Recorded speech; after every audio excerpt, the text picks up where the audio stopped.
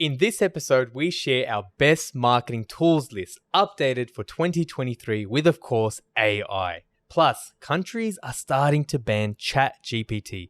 Should we be worried?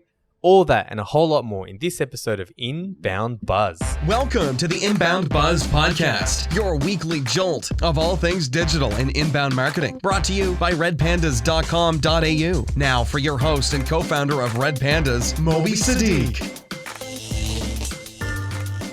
We need to change that intro, Tony. You keep saying leave it, but we've got to change it, dude. It's got my name. It's a bit embarrassing. Anyway, how are you, Tony? Yep, good. Welcome to the InboundBuzz podcast, episode 135. Tony, and joining by Moby Sadiq. He's back. There we go. I was always here. I didn't go anywhere. Well, you've been away for a week. The good news? Yes. So the last recording that we did, my wife, who's also our CFO, was in labor.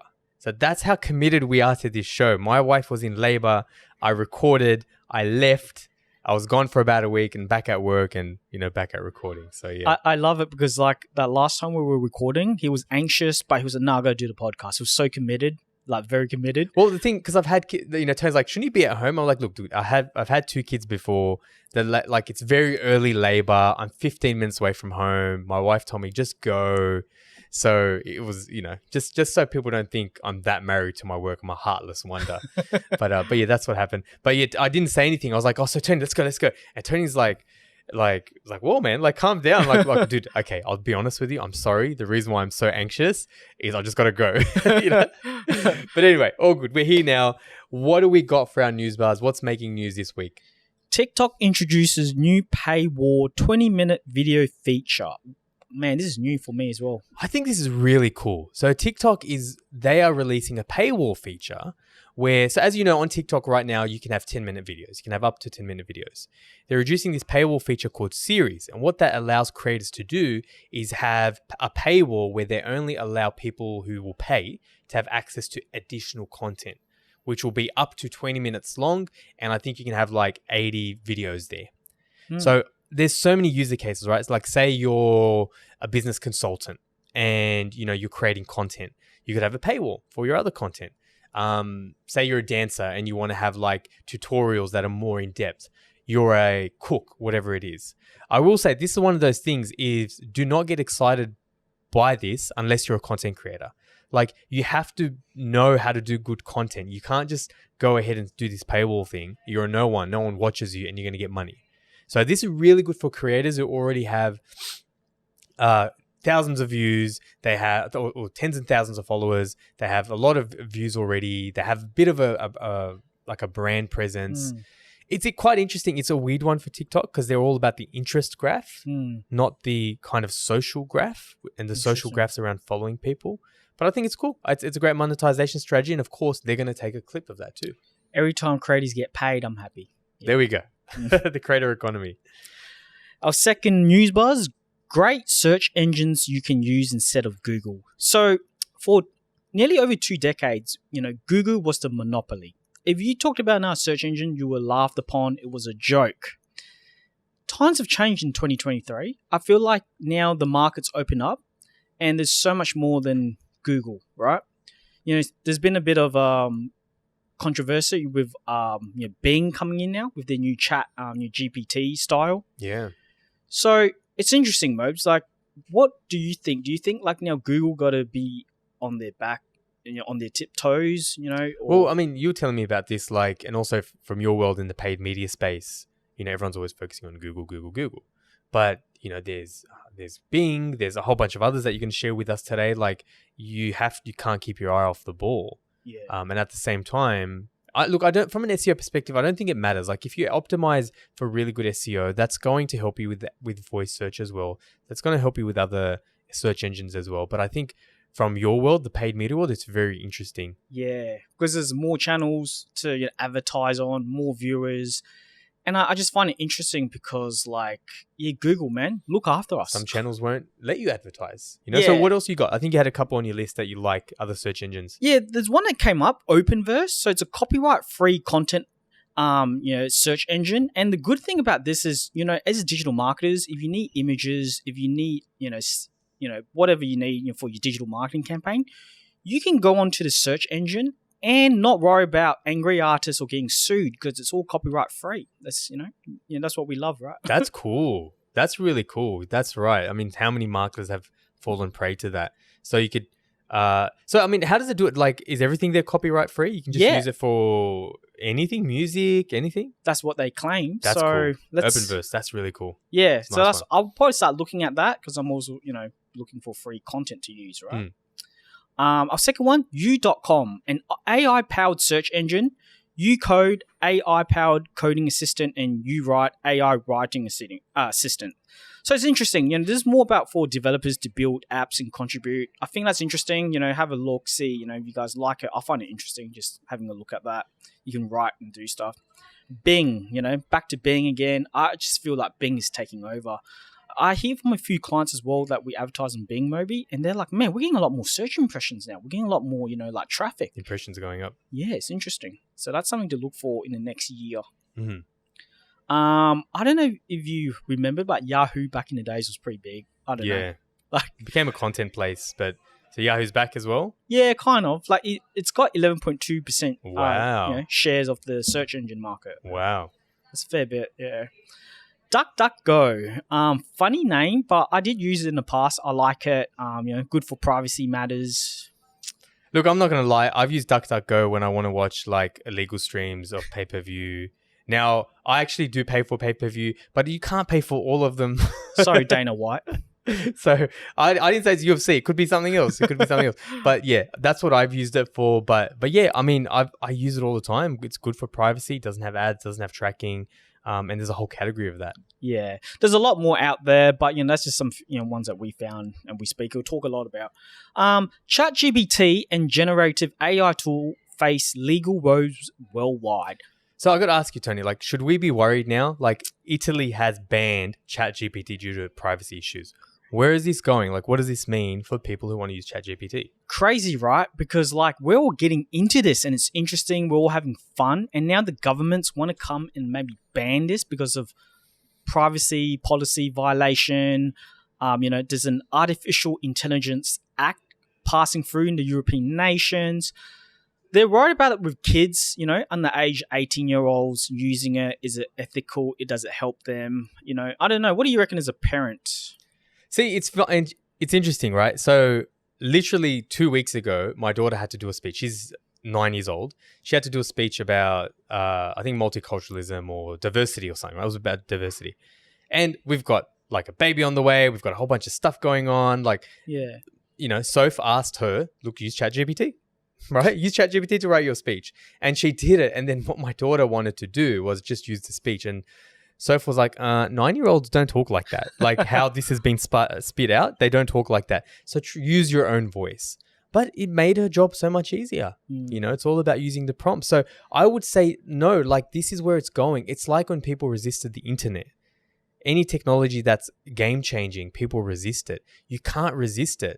I would say learn, like do courses. We've spoken about this in previous episodes where we've shared Udemy courses you can do, like cheap $30 courses you can do. You don't have to pay someone thousands of dollars if you can't afford it, So I think with kids, like they need to learn how to use this. Like why are we shying away from this great tool?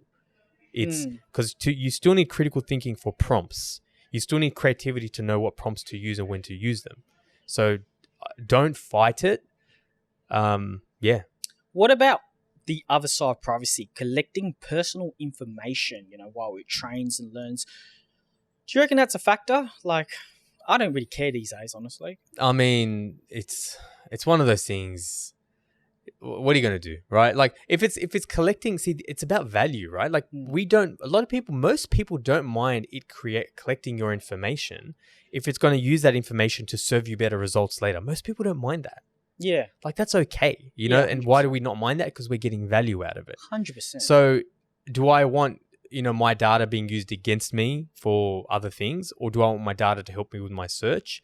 If I had to pick my poison, I would do the one that helps me with my future searches. Yeah, 100%. No, and it helps us marketers out there as well.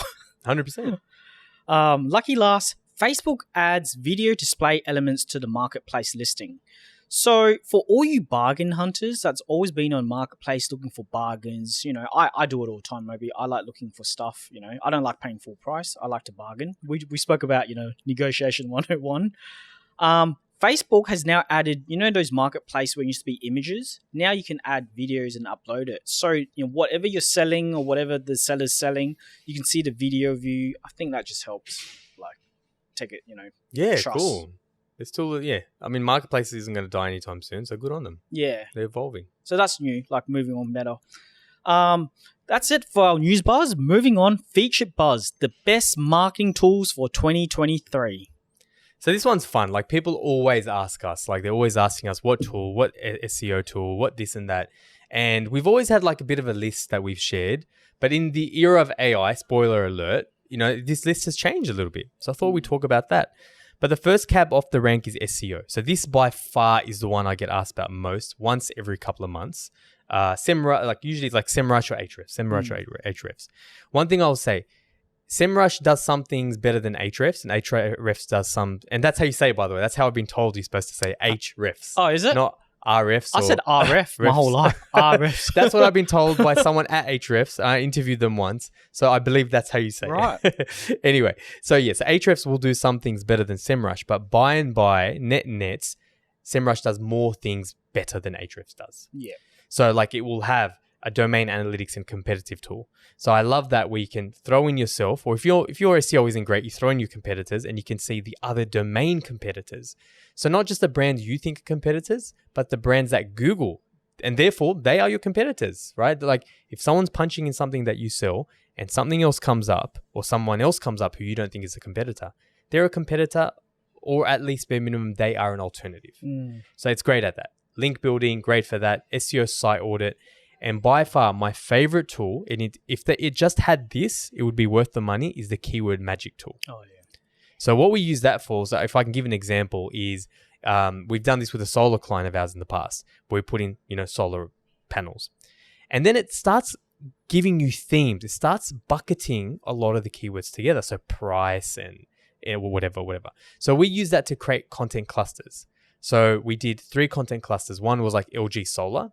And all the words related to LG Solar price, LG Solar comparisons, whatever related. And we did one for Tesla Powerwalls as well, cost, price, whatever. Now, all of a sudden, if you can imagine in your head, right, you have the theme in the middle, Tesla Powerwalls, and then you have these offshoots, Tesla Powerwall price, Tesla Powerwall pros, cons, whatever it is.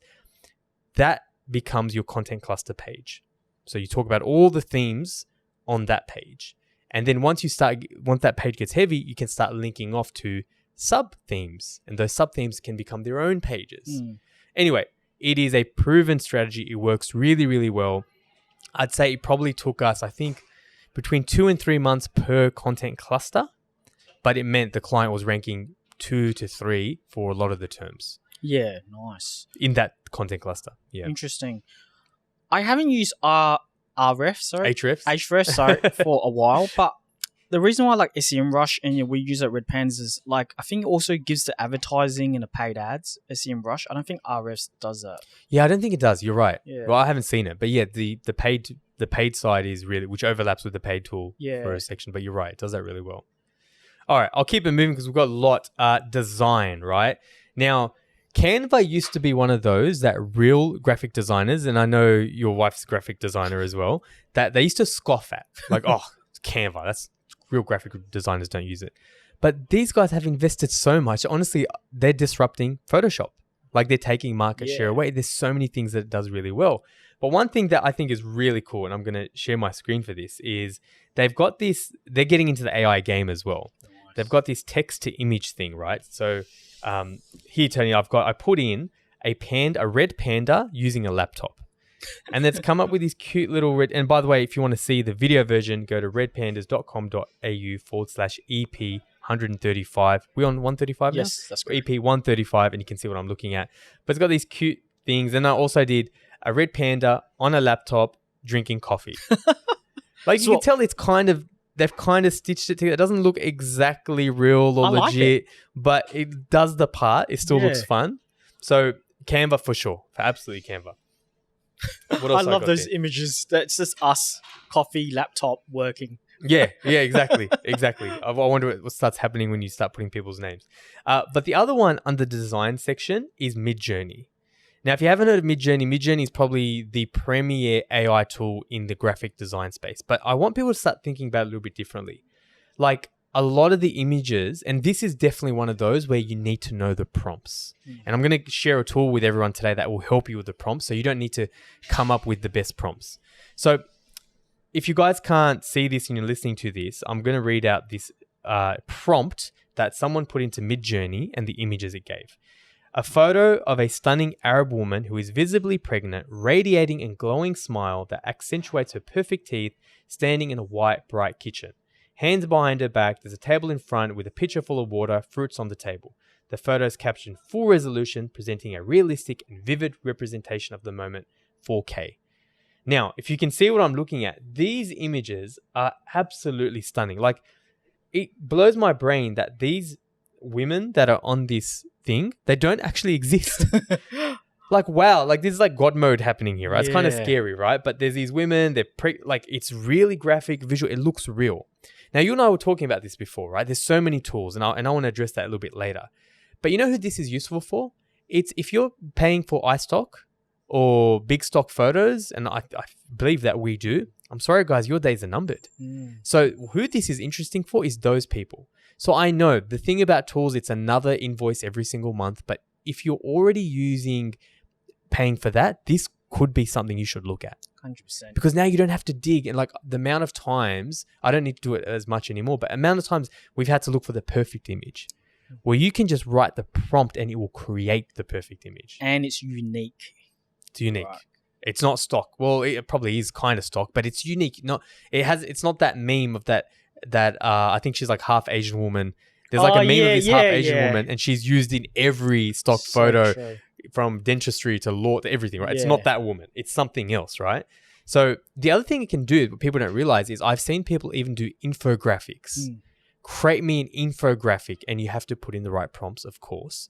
But that compared to before, trying to create an infographic and getting all those little icons, game changer. And like the graphics on that, it's crazy, right? Like it looks so real. That is photo real. So there's also very artistic. You can do like film noir, you can do like retro, you can do all these different filters and stuff. And that's where AI gets a bit tricky. But absolutely. Yeah, it lets you do all of that. Do you reckon graphics designers days are limited? The ones who don't adopt. So graphic designers who don't adopt to these tools, their days are limited. I saw something that said interior decorator jobs their days are number 2, because there are tools now. You can use Midjourney as well, that you can upload an image and then you can say, I want to update this place and I want to use retro styling, or I want to use, you can tell I'm not a graphic designer, like interior designer. I don't know shit, right? About this stuff, but I want to use like beach vibes or whatever, right? Whatever it is. I'm clearly struggling right now with that description. But you can take a photo and it will actually then give you your room with new shit in it. Yeah. This vase, this table, this lamp. And then you can use Google Lens to go buy that stuff. Interesting. It's crazy. It's absolutely crazy. So what does that mean? Like, yes, if you don't adapt, you're going to lose your job. But now as a graphic designer, you still have that artistic brain. You know what prompts to put in, right? You can smash out 5 clients in the time that will take you for 1 client. 100%, yeah. So whether it's graphic designers or interior designers or writers, yes, your job is on the line if you don't get on top of adopting to these AI tools. Interesting. Absolutely. So, okay, we've got heaps more here. I'm going to try to fly through some of these. You got email marketing and reporting. Honestly, so we're a HubSpot partner. We are biased, but we're biased for a reason. HubSpot is just freaking easy to use, man. We call it like single customer view, single source of truth, where your forms are HubSpot forms. So the data comes into HubSpot. You send your emails out of HubSpot. Not your one-to-one emails. You can do that too. But your email marketing emails, your landing pages. If you're a salesperson and you send someone to your website, you can see all the pages that they visited before you talk to them. And guess what? When you jump on the phone, what are you going to talk about? You're going to address the stuff that you're going to use that against them, right? Yeah. That, you're not going to say, I saw you looking at this page. That's a bit creepy. But if they're looking at, I don't know, you're an accountant, they're looking at exit strategy pages, right? You'll be like, oh, look, we also do exit strategy for clients. You know what I mean? So it's absolutely strong. The kind of sub-tool I'll mention is message media for SMS. So message media works really, really well with HubSpot, and you can use automations and prompts to send SMSs. That's amazing. I kind of couple this with reporting. Now, there are reporting packages out there. That's a whole different category. And for some clients, very few clients who want very advanced reporting, there's other things we would recommend. But for 85%, 90% of clients, HubSpot is great. You'll have reports that tell you where your leads came from, which you can get from the platforms like Google ads and Facebook ads, but then where your customers came from, what pages are actually generating revenue. Then you have sales reports, the best sales reps, how many times are they calling? How many times are they emailing? What's on average the closed days to close? So super powerful stuff. Now, this is probably one that I'll spend the most time on, then I'll move on, is the problem we have right now, Tony, is we have an arms race with AI. You have Midjourney, ChatGPT, every other day there's all these different stuff, and it's hard to know which ones to use for what. So I found this thing. Now, I will admit, I've only been playing with this for a couple of days. So if this works really well, we may do another podcast. Nice. But I found this tool called Alicent AI, and it's a Chrome extension. Now, if you turn your screen around, so there's a couple of things that you can do, right? So for example, and why I put this in the content section for anyone in content creation or whatever, you could do an image, right? Now, with Midjourney, if you heard me before, it's all about the prompts. But what if you don't know? What if you're like, you can't paint a picture with words? What if you can't do that? Well, using this tool, right, I put in, let me go here. What did I do? I put in an image of someone working in a garden shed office, right? An image of someone working in a garden shed office. Now, if you're looking at my screen, great. If you're not, then you just have to listen to my voice. But what this Alicent tool has, it has all these kind of templates. So in one window, it's got AI writing tutor, advertiser, marketer, Midjourney 5, salesperson, designer, developer, and then it's got a context box, which I can get to later. But anyway, for Midjourney, I literally put in image of someone working in a garden shed office, and it gave me, well, I've lost it now, image of someone. That's all right. In a garden shed office. That's the beauty about AI, right? Nice and fast. That's right. Absolutely. Now, it's actually given me a visual, right? So all my brain could come up was an image of a person in a garden shed office. This said, an image of someone working in a garden shed office by Sarah Smith, home and garden featured photographer, cozy atmosphere, natural light, cluttered but unorganized, vintage shed. There's like 2-3 other lines, right? Now, what I can do is I can take that, throw it into Midjourney, and it's going to give me stunning and, like you said, unique images. Interesting. And if there's something I don't like, it says with a cup of coffee on the desk, I'll change that to a pot of tea. Interesting. Right? But it gives you something to work on. Yeah. And I think this is, we can talk about that because I think you had a very good point around a lot of these things. Like there's even copywriting and email copywriting with this Alicent tool. And it's not as good as what you would do, Tony, but don't you think it's a good start? Like it gives people the template. Yeah. What would you say about that? How many writer's blocks do you have or stuff like that where you can't get started, right? Having that just to help you create and just initiate that. Oh, man, I think it's fantastic. So it's just prompts, Mopes? It's just using prompts and you go back into like, ChatGPT? So it has it's using the API with ChatGPT. Now, the good thing about this is if you are already paying for ChatGPT, you're paying for it. Now, this is a paid tool. It's at the moment, I think it's like $8 a month or whatever. If you bought this, you wouldn't need to buy ChatGPT. Okay. Now, you may lose some things, but you're not going to have the speed thing with the, it's like, oh, you're using the free version, it's too slow. You're not going to have that.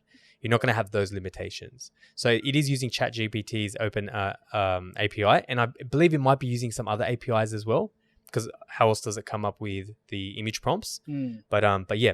Now, this other one, and I'm not going to take too much time, but I said, give me an article, give me 3 title options, give me a headline, give me a title tag, tell me how long the article is going to be, and base it on this page. That's what I like about this. You can say, base it on the page I'm looking at. And it forgave me all of that. Amazing. So stunning stuff. So like you said, get the prompts and then, add it into ChatGPT and stuff.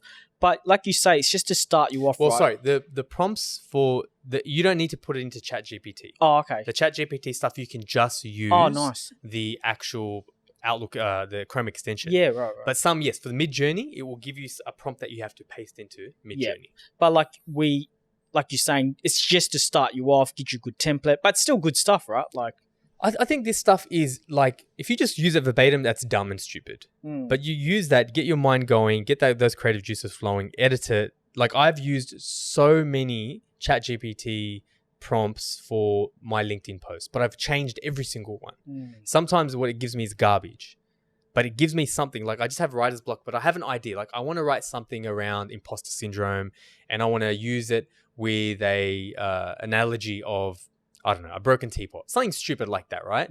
But I just can't get my words. So I'll throw that in there, analogy of a broken teapot and imposter syndrome, and it'll give me something. Yeah. Now, it's not perfect, but it's saved me 20 minutes of fighting around trying to come up. Yeah, or having a coffee, you could just go straight into it. Yeah, 100%.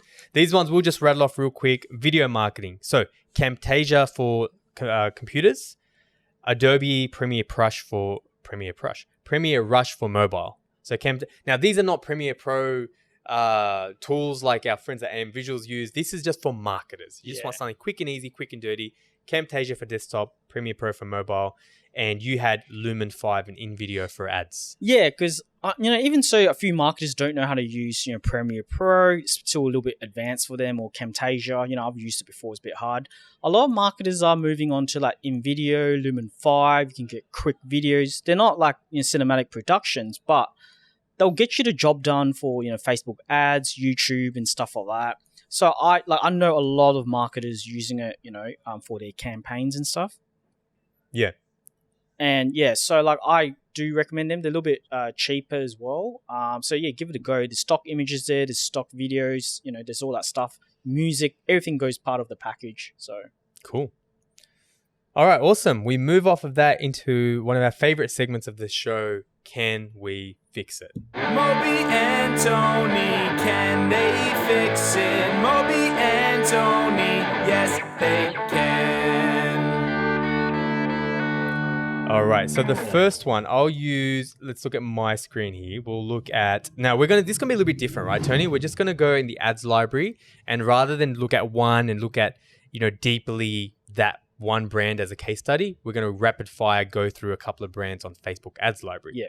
So the first one we've got today is Stiller Sheds, right? So my friend Chester and a couple of other guys there who we're speaking to right now, these are guys that I know, and I'm interested in this not only because of, this actual topic, but I'm also looking to buy a shed.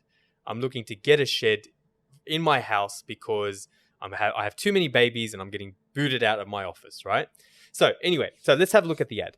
So it's an ad that has Cedar Shed by Stiller, bigger and better than ever. There's an image of a shed next to a pool and a garden.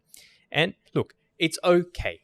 It's okay. But the thing here is what I would do is think about the persona first, then their pain point and gain point. So let me give you an example. So someone like me, I'm a persona who I don't need a garden shed for tools because I'd break a hammer if you gave it to me. I'm not handy at all, but I need a garden shed for an office, right? So I'm the persona, work from home or home office worker. What you could do is utility-based ads. So imagine an ad rather than this thing here, which is, it's okay, but it's not talking to my pain points. So for example, can you have an office in a shed? You might have an article or a video that's like, can you have an office in a shed? Want to work from home, don't have a dedicated space, converting your garden shed into an office could be the ideal solution. So I'm using a question with my pain point and I'm giving them a gain point. Another great idea would be, and you love this, Tony, you talk about this all the time, is those UGC style or testimonial style or walkthrough. So these ones, and I know I'm stealing a lot of your lines here, but this one, you'll often talk about, it's not long or short, it's about the context. So this one could be a 4 or 5 minute video. It doesn't matter. 100%, yeah. It could just be me, like, hey, check out my garden shed. This is where I've got my desktop. I've got a window here and I've got my stuff here. It's made from blah, blah, blah. Like really like UGC style, even if it's not real UGC. Love that stuff. So And sure, you can do promotion stuff as well. You can do special offers. You can do like free shelves or an extra window or whatever. But that works well with remarketing. And it's probably what this brand probably needs is a better adherence to its persona and a better mix of stuff. Yep. So UGC, walkthrough, utility ads. That's what I would do. Love it. But yeah, we'll move on to the next one. And Tony, I'll get you to have a look at, give me your comments on this first. This is Penrith Solar. This is another, actually, customer of ours that we're talking to right now for HubSpot. But I thought I'd check out their ads because we've got a lot of experience in the solar space. Now, it is, just to set the scene, it is generate your future with Penrith Solar Centre. Penrith Solar Centre provides smart solar and battery storage solutions, blah, blah, blah. It's got an image, generate your future, okay, I see what they're trying to do there. Generate your future, an image with a solar panel on a roof. Your preliminary thoughts? I think it's a bit clean, too clean and a bit generic. I think we can take it a little step further down. Yeah, images do work, but maybe they can try like your videos, like you said, maybe UGC, having people look at what they're building, like the finished product, testimonials. But also, like, I think you can raise a lot more points, like, either like a pain point, benefit, or talk more about the customer's, needs, than more about, the solar panels, because, like, there's other things you can use.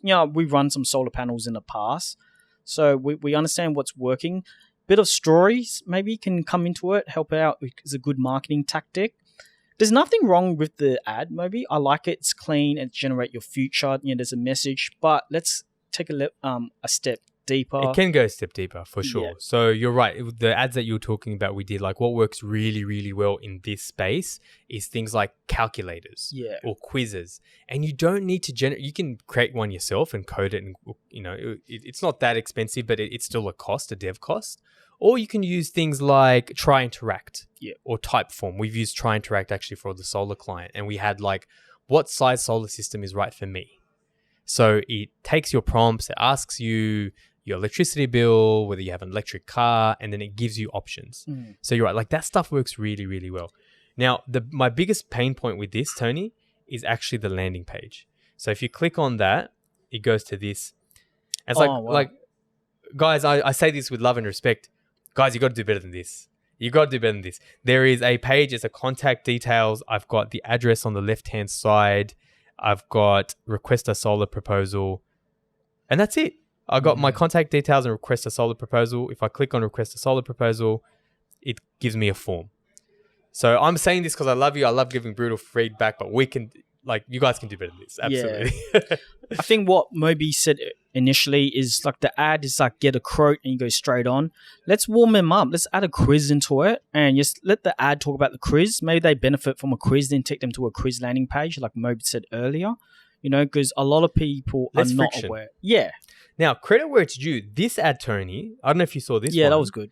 This one was a really good one. I love this stuff. So that's, I believe that's Jake, the MD there. It is a video of him. I won't play it, but it's a video of him. It is in portrait mode, so the proper mode for mobile. And it talks about bills are set to rise by 22% from July 1st, 2023. For the typical household spending $2,800 per year in electricity, the same bill will increase to $3,416 per year. And then what it is, you go to that page and it's got a download. I love it. Like, you don't always need something crazy. You don't always need like something coded or although we love calculators. I love that this is simple. It's just a PDF. Love it. It's a PDF and you can download that, and it's a guide that tells you how much you're paying now for electricity and how much you're going to pay later. And I think even in the video, Jake talks about the fact that, rather than trying to decipher a bloody bill, it keeps it simple. Yeah. Like, looking at an ad, I feel like it's got a good ad, it's got video, and it's got a good compelling your lead magnet, and it's very simple. You can download it. I think we can scale this ad. We looked at it. Yeah. Now the key thing here, I'm sure it gets a lot of entries, is what you do on the HubSpot side. So using HubSpot to nurture these people, that's going to be the key. But I think in terms of a low friction, high pain, high gain point, it does a really good job. And it doesn't go to a contact page, which is a bugbear of mine. But well done, Penrith Solar. Well done there. But you had a couple of others. I'll pass this to you. Yep. You had a couple of others that you saw.